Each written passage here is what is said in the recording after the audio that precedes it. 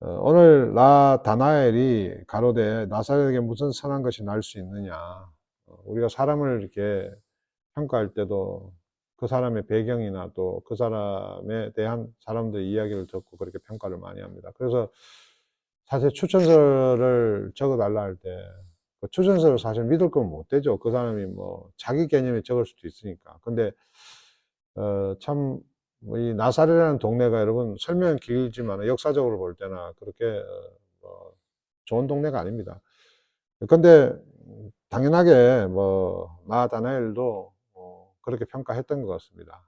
예, 근데 나중에 보면 알지만 나다나엘도 그 당시에 구약 성경을 많이 읽고 또 하나님 말씀을 묵상하던 사람이었습니다. 그래서 메시아도 듣고 지금 빌립도 여러분 당연하게 구약을 읽고 메시아를 아는 분이죠. 그래서 지금 빌립이 이 사람이 예수님이다, 뭐 메시아다, 우리를 구원하러 오셨다, 완전히 여러분 그 인지하고 이렇게 뭐 이야기하는 건 아니라고 이제 말씀을 드렸습니다.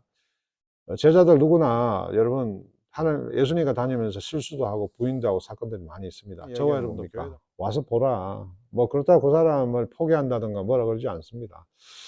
저도 예수 믿지 않는 자들을 만나면 와라, 우리 교회 가서 예배 드리자. 그까지입니다.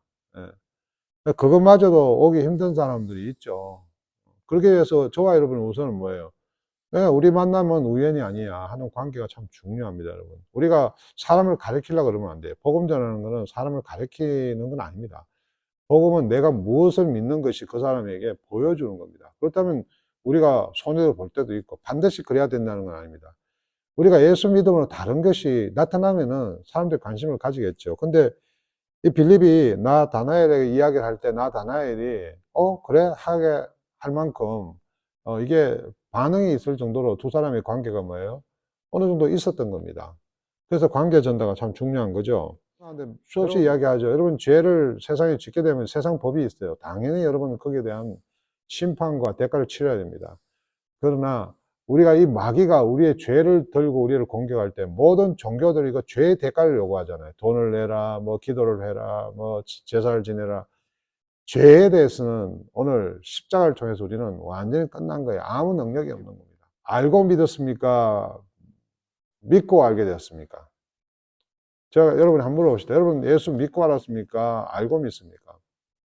제가 예수를 알고 믿었겠습니까? 믿고 알았겠습니까?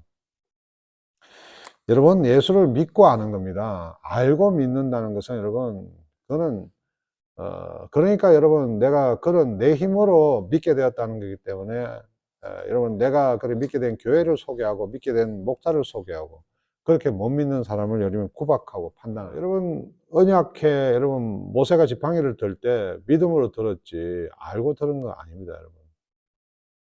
여러분 홍해 길을 건너가면서 예수를 믿어 참 이스라엘 영원히 하나님 나라 백성 저는 이제 내가 살아도 죽어도 영원히 사는 것입니다. 그 참 이스라엘이라 그러죠. 믿음으로. 제가 알고 믿습니까? 저는 그런 믿음을 가지고 이제 살아나가는 거죠. 이제 알게 되겠죠.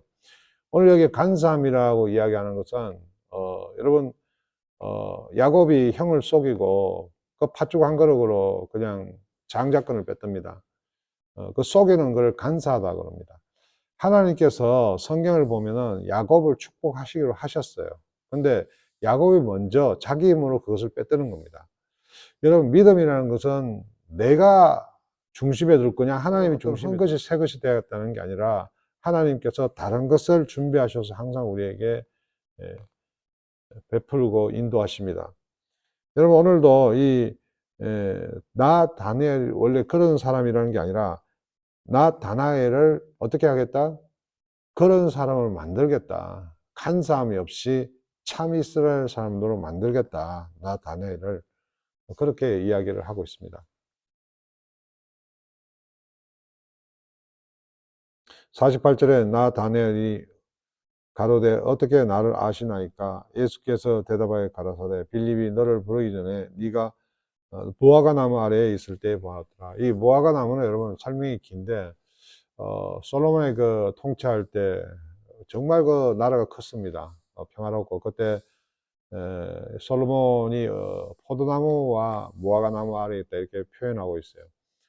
그것은 포도나무는 여러분 풍성함을 이야기하는 것이고, 무화과나무는 성경에서 의미하는 것은 말씀 공부를 한다 이 말입니다. 말씀. 무화과나무, 그러니까 우리가 뭐 옛날 어르신들이 사랑방에 모이면 서로 이렇게 이야기를 나누듯이 사랑방 같은 사람이 모이구나 뭐 그런 것 같이